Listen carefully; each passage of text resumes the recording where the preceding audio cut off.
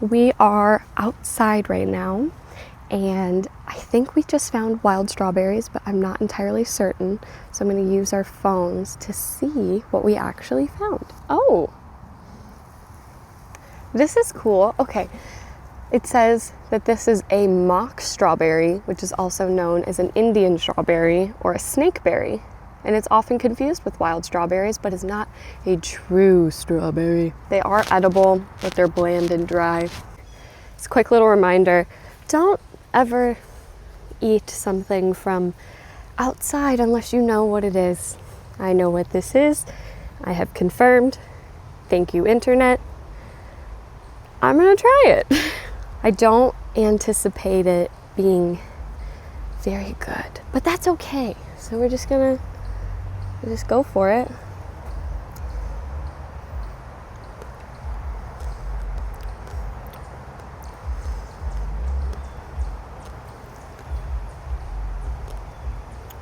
Hey, it's not bad. I thought it was gonna be worse than that. I actually kind of like it. I actually like it. It's like more seedy than a strawberry. Not as sweet, but kind of tastes like a melon. Cheers.